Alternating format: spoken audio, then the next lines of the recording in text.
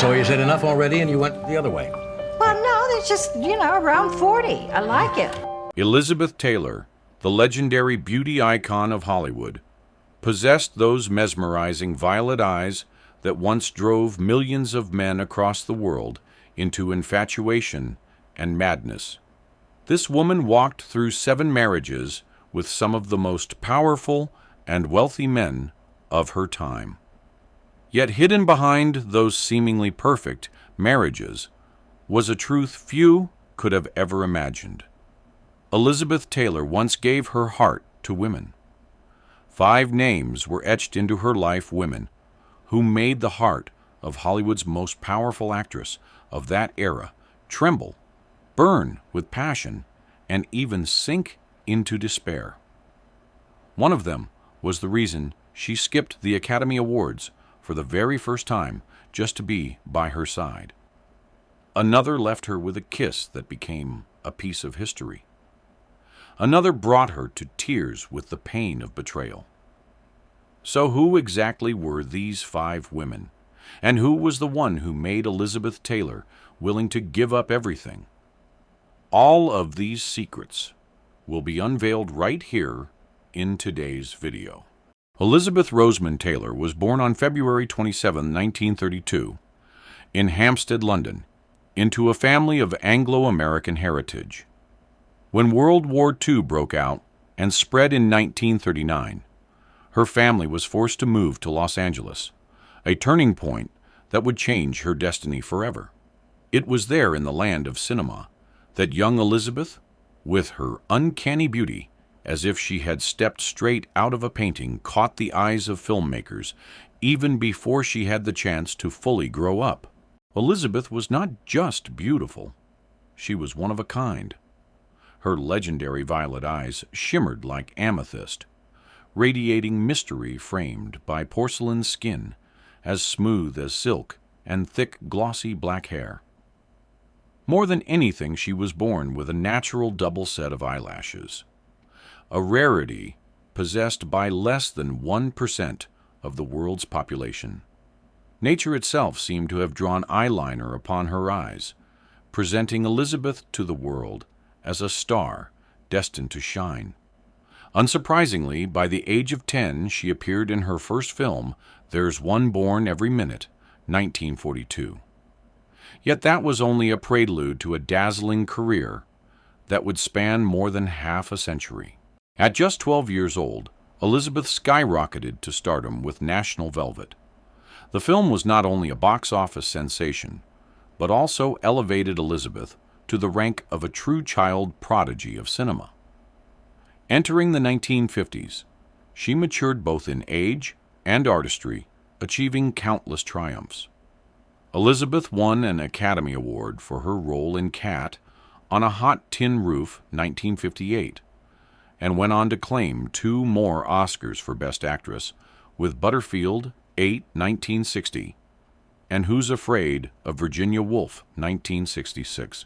When speaking of Elizabeth Taylor's glorious career, one cannot overlook the monumental Cleopatra.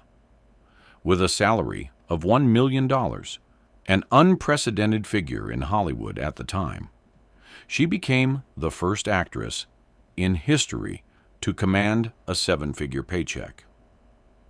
Over the course of her career, Elizabeth appeared in more than 70 films across every genre imaginable, and in each role there was always the unmistakable mark of the woman with the violet eyes.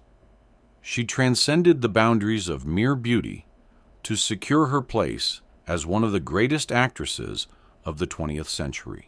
Yet behind the title of Hollywood's ultimate beauty icon was a heart that once beat fiercely for women. And it was precisely these forbidden romances that became the most dramatic chapter in Elizabeth Taylor's life. A chapter Hollywood tried to conceal from the world at all costs. 1. Ava Gardner. The woman who made Elizabeth Taylor give up an Oscar just to keep one night of passion a secret. Ava Gardner, a woman who never bowed her head to any man, found herself captivated by the magnetic violet eyes of Elizabeth. And Elizabeth, after enduring a series of broken marriages, discovered in Ava a sense of freedom she had never dared to touch before. In 1961, at a party hosted by director George Cukor, one of those monthly gatherings where Hollywood stars came together to drop their masks, Ava and Elizabeth got into a fierce argument over the role in The Night of the Iguana. Ava demanded the leading role, but it ultimately went to Taylor. Tempers flared, glasses of liquor were hurled into each other's faces, and Elizabeth stormed out in anger. Yet just 1 week later, the public witnessed Ava appearing alongside Elizabeth at a magazine photo shoot. Arm around her waist, lips curled into a faint smile, eyes meeting as if no conflict had ever taken place. According to entries in the diary of costume designer Edith Head, that was the moment everything began. Their attraction stemmed not from similarity, but from absolute contrast. Ava embodied wildness, while Elizabeth carried the air of aristocracy. Ava had no need for men, while Elizabeth could not survive without love. And within that stark opposition, they discovered a quiet refuge in each other. In 1963, after the death of her former husband Mike Todd, and while her affair with Richard Burton was crumbling, Elizabeth fled to Madrid in search of escape. Ava, then living in Spain, invited her to her villa in Costa del Sol. For 3 days straight, the two women vanished. No bodyguards, no assistants, no press. Only a single trace remained. Elizabeth returned 4 dresses she had not yet worn, saying she no longer needed them because she had found something more beautiful than any gown she had ever worn. Excerpt from a handwritten letter to designer Dior. September 1963. After those 3 nights, nothing was ever confirmed. But Ava wrote in her diary, "She held me like she was losing something. I let her." By 1966, Elizabeth Taylor was preparing to receive an Oscar for her role in Who's Afraid of Virginia Woolf. 3 days before the ceremony, an anonymous caller phoned the newsroom of National Enquirer, claiming they possessed love letters between Ava and Elizabeth, written in language unfit to print. Elizabeth panicked. She ordered her lawyer to pay $50,000 to suppress the leak, a sum nearly equal to her film salary at the time. Rumors spread that this was the very reason Elizabeth skipped the Oscar after-party that year. She locked herself in her room all night, making only one call, to Ava. But Ava never answered. 2 decades later, in 1986, when Ava Gardner suffered a stroke, Elizabeth quietly visited her London apartment. She sat by the bedside for exactly 12 minutes. No words were spoken. No hands were touched. But before leaving, she left behind a sealed letter. That letter has never been made public. Ava's housekeeper only recounted. After Elizabeth left, she opened the letter, then held it against her chest as if embracing an old lover. Ava said nothing. But that night she did not sleep. 3 months later, Ava passed away. On her bedside table lay a single photograph. Not of Frank Sinatra, not of any director, not of family. It was of Elizabeth Taylor, captured from behind in a delicate violet silk gown, turning her head back over her shoulder. A love that was powerful, intoxicating, and agonizing, and one that history tried to erase. But its traces remained, and yet this was still not the most passionate affair in Elizabeth Taylor's life. For she also had a lover from Sweden, a cold and distant figure remembered for the famous line, "I want to be alone." 2 souls that once collided leaving behind a kiss nearly lost to history. 2. Greta Garbo, The Rejected Kiss, and the Farewell in Silence. In 1957, at a lavish party in Beverly Hills, where legendary names such as Charlie Chaplin, Laurence Olivier, and Marlene Dietrich had gathered, the sudden appearance of a guest who rarely showed herself in public sent shockwaves through the room, Greta Garbo. At the age of 52, Garbo had withdrawn from the screen for nearly 2 decades, living in seclusion, granting no interviews, attending no events. And yet that very evening she appeared draped in a gray fox fur coat, standing quietly among the crowd. Everything changed at the moment Elizabeth Taylor walked in. Taylor was only 25 at the time, standing at the pinnacle of her career after Giant and Cat on a hot tin roof.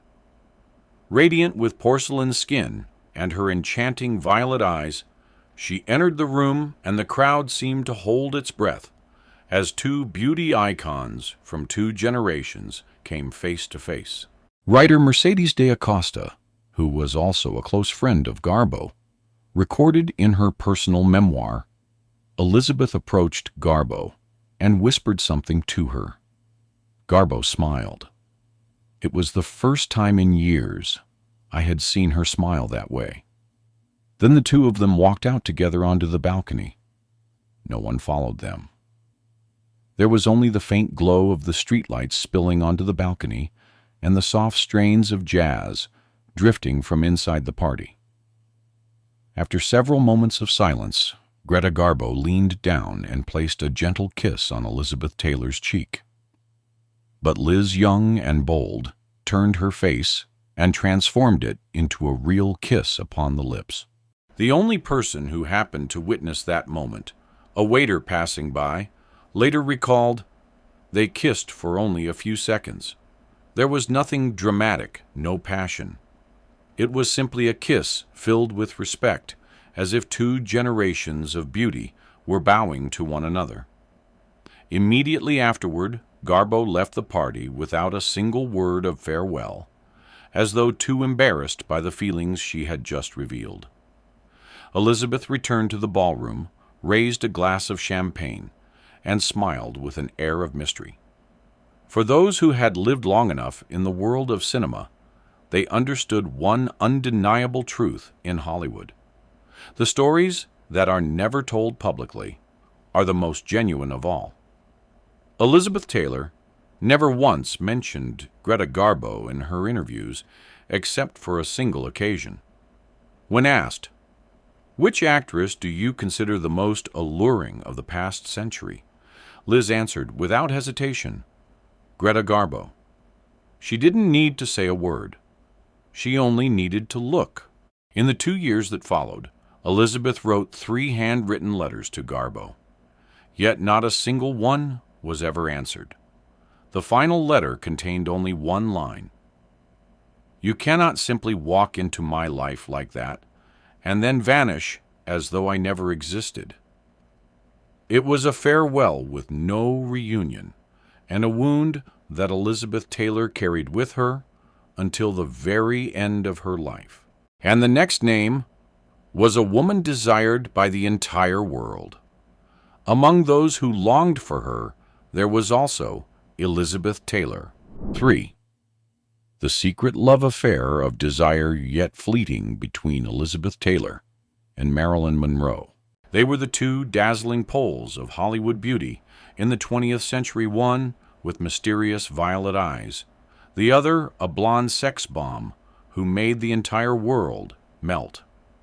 In Anthony Summers' biography, Goddess: The Secret Lives of Marilyn Monroe, 1985, and Kate Anderson Brower's Elizabeth Taylor, The Grit and Glamour of an Icon, 2022. Both works indirectly alluded to the ambiguous relationship between Taylor and Monroe. In particular, they referenced private gatherings hosted by Hollywood magnates, exclusive parties, where not a single camera was ever permitted to intrude. The story most often retold centers on a secret party in 1956, held at the mansion of actor Roddy McDowall, a close friend to both women. That night, both Marilyn and Elizabeth were in attendance. Marilyn Monroe already celebrated, as America's sex bomb had just finished filming Bus Stop. Elizabeth Taylor, fresh from divorce and in the midst of a rebellious phase, was also there. The two drank gin and tonics together before quietly disappearing into the library, a dark paneled room with an old fireplace. The following morning, Monroe whispered to McDowall, "Elizabeth is the first person who truly saw me. Not Marilyn, but Norma." In his memoir, crowning glory hairstylist Sidney Gilleroff, who had worked closely with both women, recounted Marilyn once confessed to me that she and Elizabeth had been intimate one night at a party in Bel Air. She told me Liz was gentler than anyone I had ever loved. She wasn't grasping, she touched me as if she were asking permission. Gilleroff, a gay man who lived amid the prejudices of Hollywood, understood well the risks of such a relationship. He believed they loved each other, but neither dared to call it by its name. According to journalist Kevin Sessoms in Vanity Fair, Elizabeth once wrote in an unpublished memoir, "There was a week when Marilyn and I were in Paris. No filming, no paparazzi, no men intruding. We lived like two runaway girls. And I swear, if she had asked me then to give it all up, I would have. But after that week, Marilyn suddenly cut off contact. No letters, no phone calls, no explanation. Months later, Elizabeth received a handwritten note from Monroe, delivered to her assistant unsigned, containing only a single line. If there is another life, I want to meet you before Hollywood." Elizabeth burned that letter in 1962 upon hearing the news that Marilyn had died of a drug overdose. Yet her daughter, Liza Todd, recalled, "That night my mother sat alone on the terrace. She said nothing, but her eyes were red. In her hand she held a photograph of herself with Marilyn, a picture no one in the family had ever seen before." When asked in a 1987 interview with The Advocate whether she had ever had a romantic connection with a fellow female star, Elizabeth only smiled softly and replied, "I love people, not genders." There are nights when your heart touches another soul, and you don't need to define it. In the unpublished memoir, still kept by her daughter, Liza Todd, there is also a handwritten note from Taylor cited by Kevin Sessoms. In Vanity Fair, "Marilyn was the only one who ever asked me, 'Are you okay? Really okay?' While the rest of the world only asked what I was wearing, who I was loving, or what film I was making next. No one can ever state with absolute certainty that Elizabeth Taylor and Marilyn Monroe had a true love affair. But the recollections of those close to them, the hints left behind by their own words, and the subtle exchanges between them all suggest that between these two Hollywood goddesses there once existed something profound, silent, and beyond definition. Two women who more than anything simply needed to be loved. And yet, the next affair in Elizabeth's life would ignite in an explosion. For that was when two of Hollywood's wildest souls collided, sparking the most blazing romance she would ever know. 4. Tallula Bankhead. The wildest and most reckless love affair, one that nearly made Elizabeth Taylor lose herself. Tallula, the only woman in Hollywood bold enough to arrogantly declare that she slept with both men and women as long as they were attractive. Born into an upper-class Southern family, Tallula rejected the path of becoming a well-bred young lady. She refused constraints, defied convention, and chose instead the life of a rebellious actress addicted to parties, devoted to strong liquor, living with abandon, and voicing aloud the very things that the rest of Hollywood only dared to think. She once bluntly told the press, "I don't care if people think I'm a woman, a man, or even an alien. The only thing I care about is the feeling I have for the person standing in front of me." The list of famous women she was rumored to have seduced was overwhelming: Greta Garbo, Marlene Dietrich, Mercedes de Acosta, and even a number of American female politicians. At the Oscars in 1961, Elizabeth Taylor had just triumphed with the Golden Statue for Butterfield 8. That night, Tallula made a late entrance, dressed in a black tuxedo, her platinum hair slicked back, a cigarette dangling casually from her lips like a leading man. Elizabeth, radiant in the crowd, held a martini glass in her hand, her violet eyes shimmering with the haze of alcohol and the weight of ennui. Their eyes met, and the moment was like fire colliding with fire. A waiter later recalled in his memoir, "Tallula leaned close to Elizabeth's lips, brushing, as she whispered, 'If you keep looking at me for 2 more seconds, I'll kiss you right in front of all of Hollywood.'" Liz merely curved her lips into the faintest smile, her gaze unbroken, and Tallula kept her word. No one could say how long that kiss lasted. The room fell so silent that one could hear nothing but breath. Most assumed it was just another instance of Tallula's outrageous humor. Yet there was one man who didn't find it amusing at all: Richard Burton, who was secretly in love with Elizabeth at the time. He left the hall in icy silence, his face like steel fingers tightening around his glass, uttering not a single word. There has never been any concrete proof that Elizabeth and Tallula were ever true lovers. Still, many within the film industry insisted that after the ceremony, Elizabeth did not return to the hotel with Burton. She disappeared.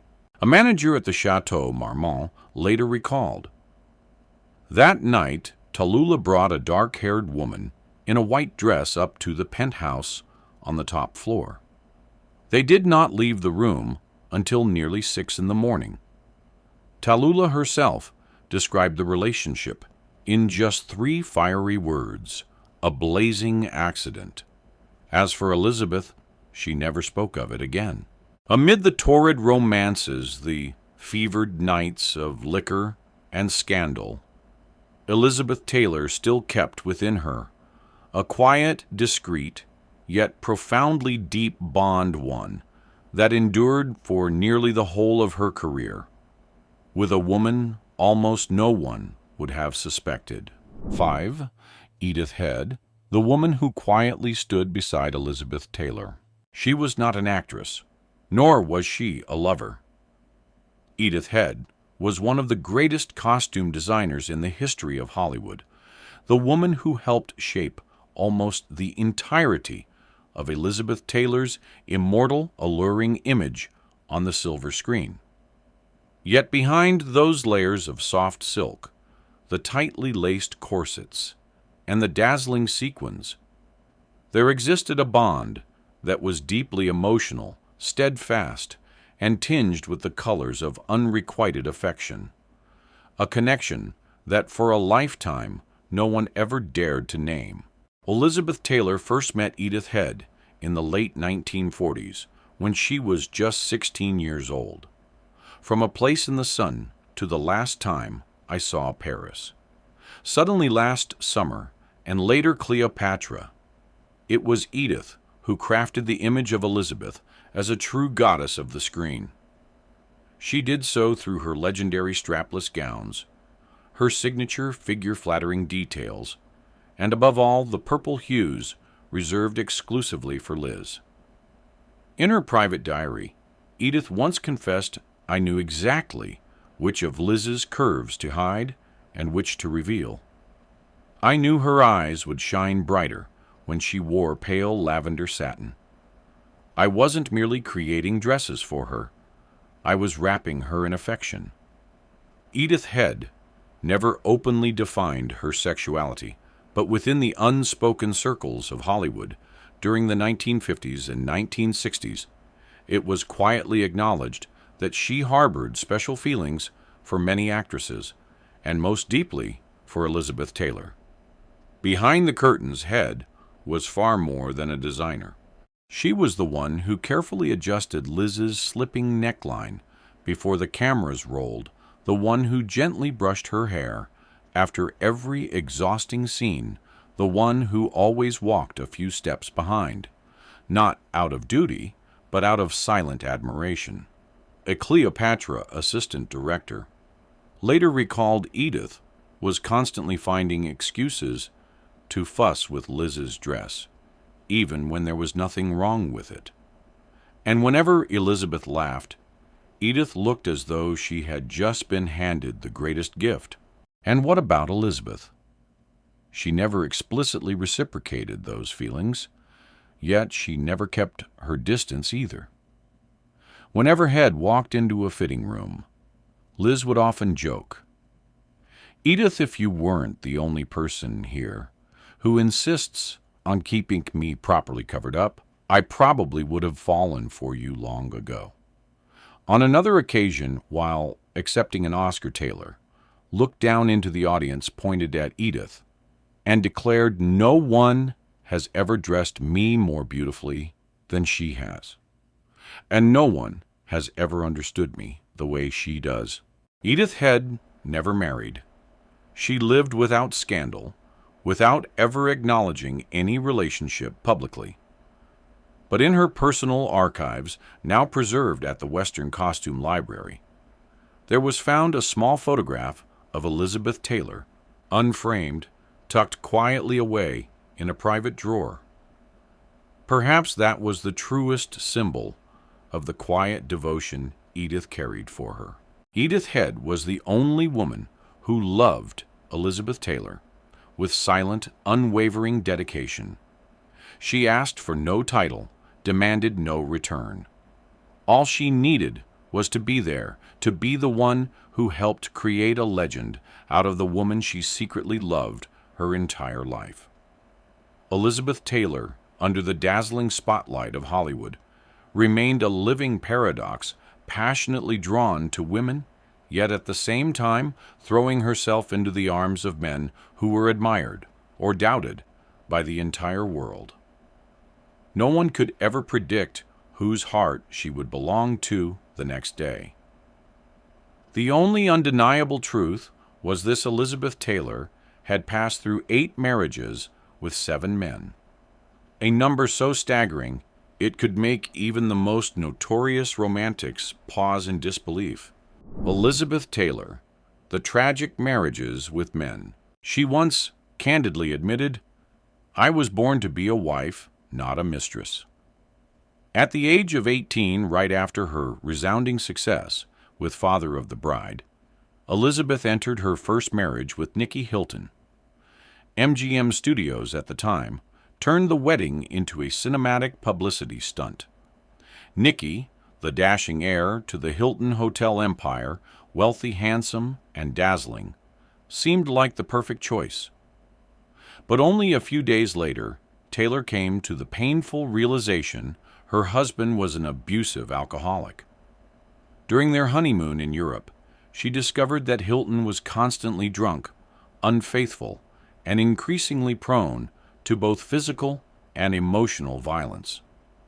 After only a few weeks, Elizabeth returned to the United States, filing for divorce less than 8 months after the wedding. She bitterly told her mother, "If I don't leave him, I will die." After that devastating first shock, Elizabeth sought comfort and stability in Michael Wilding, a British actor nearly 20 years her senior. In 1952, they married and moved to London. 2 sons followed: Michael Jr. 1953 and Christopher 1955. At first, this marriage provided Taylor with a brief refuge of peace. But as she quickly returned to Hollywood and her career soared brighter than ever, Wilding began to fall behind, consumed by jealousy and insecurity. Rumors even circulated that he had been unfaithful with a dancer. Elizabeth, meanwhile, had grown tired of the marriage. By 1957, as her fame exploded on the global stage, Taylor filed for divorce, leaving Wilding and their 2 sons in the background of her dazzling life. Her next husband was Mike Todd, the renowned producer, more than 20 years her senior, yet bursting with youthful energy, intensity, and the wild passion of an artist. They married only a few months after meeting. Todd called her Kitten, while she affectionately called him her volcano. Together, they had a daughter, Liza Todd, 1957.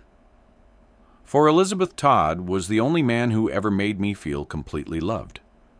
He bought a private plane through extravagant parties and spoiled Taylor as though she were a queen.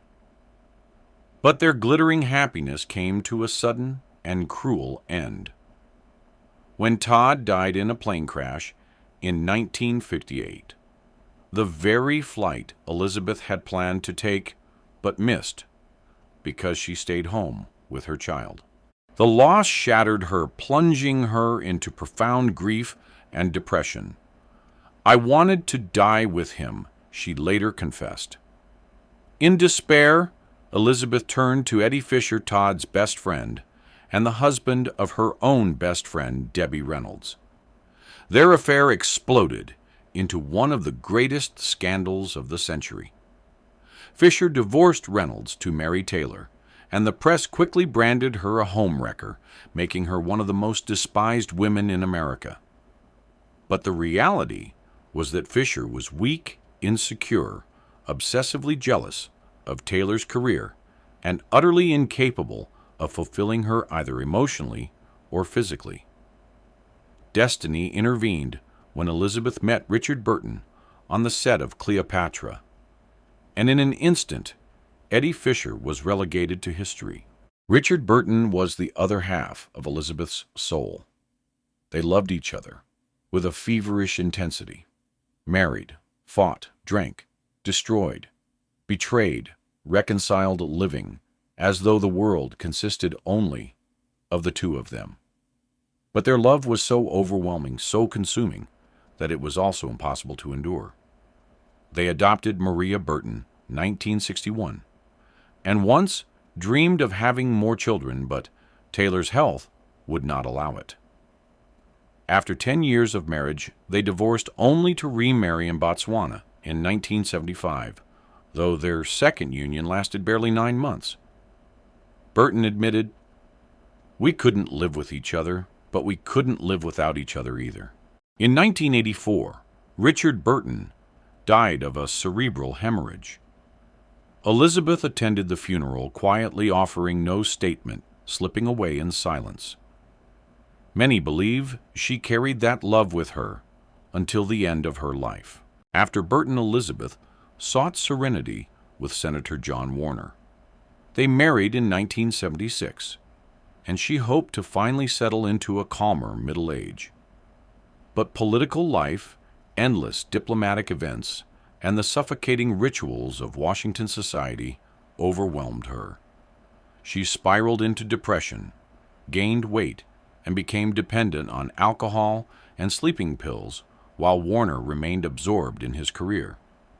6 years later, they divorced. No scandal, no melodrama, just 2 lives that could never converge. Her final romance, simple yet deeply genuine, came during one of her darkest periods.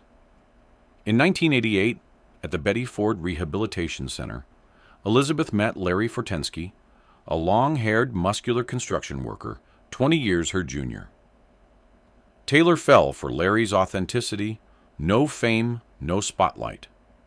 They married in 1991 at Michael Jackson's Neverland estate in what the press dubbed the most bizarre wedding of the decade.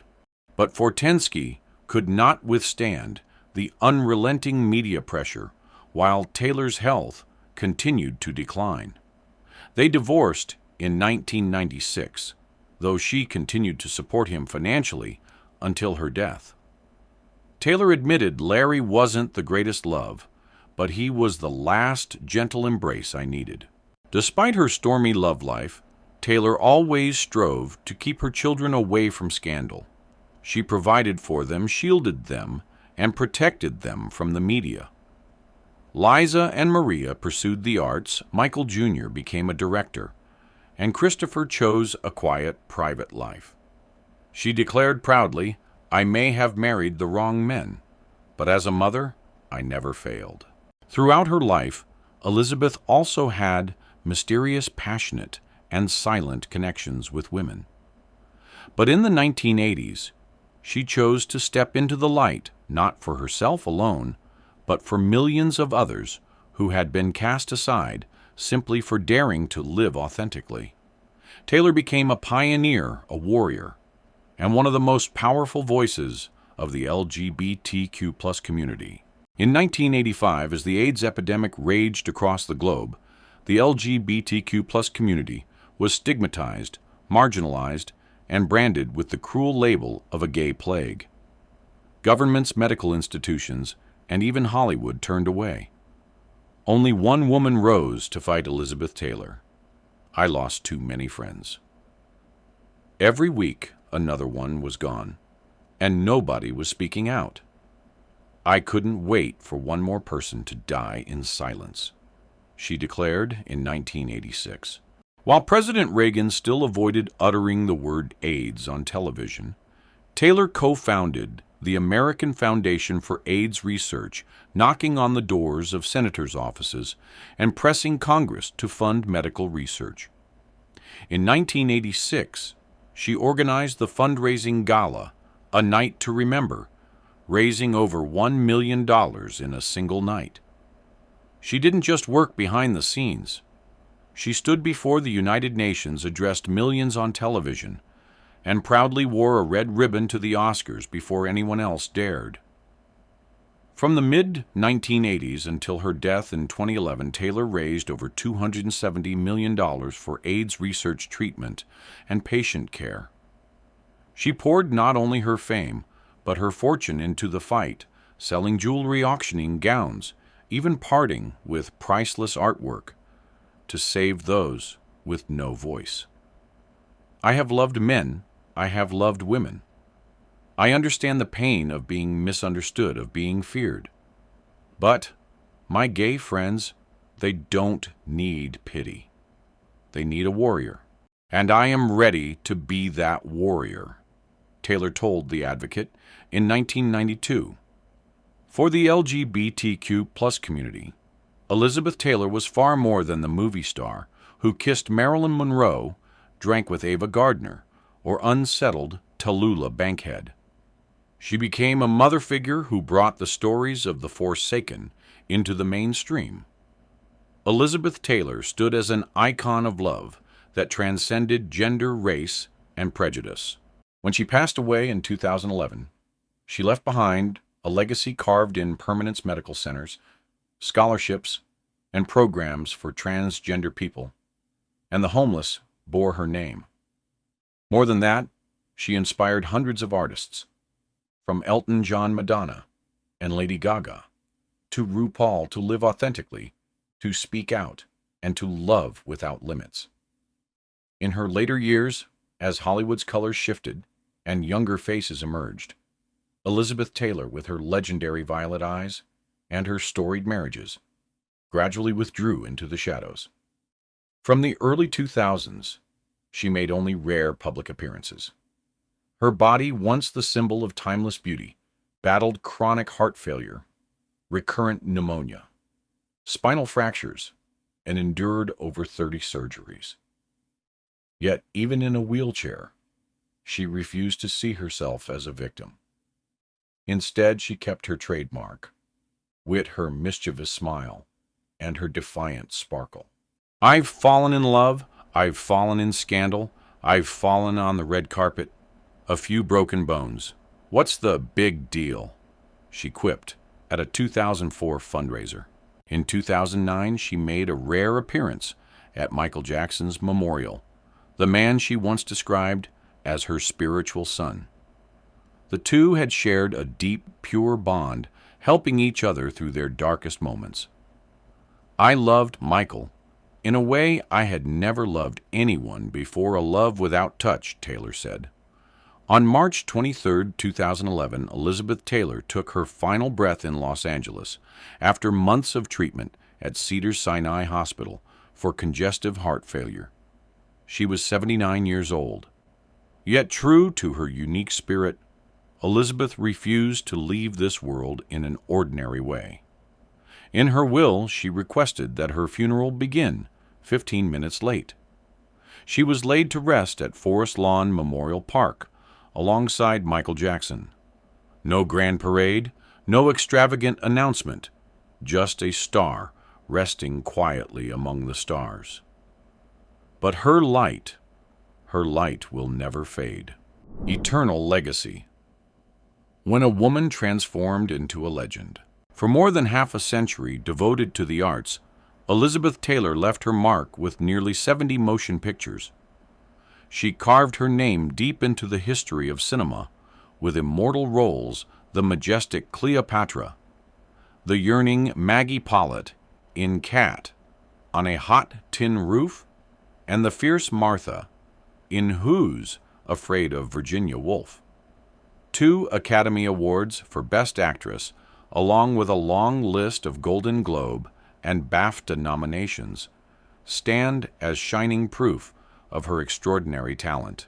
Yet beyond her cinematic career, Elizabeth Taylor became a pioneering humanitarian icon, a woman courageous enough to raise her voice about HIV/AIDS at a time when the rest of the world barely dared to whisper. Even after her death, she continued to be remembered as the most powerful and irreplaceable voice of the movement, honored by the United Nations, the World Health Organization, and dozens of international organizations as the pioneering humanitarian woman of the 20th century. Elizabeth Taylor shattered, even bent, every entrenched convention about gender, beauty, and fame. She stumbled, she stirred storms of controversy. She broke the hearts of millions of Americans, yet she never stopped living true to who she really was. In a world that demanded women remain obedient and subdued, Taylor chose to rebel through love, a kind of love that refused to be confined within ordinary definitions. And those legendary violet eyes will endure forever like a flame that never fades in the memory of humanity.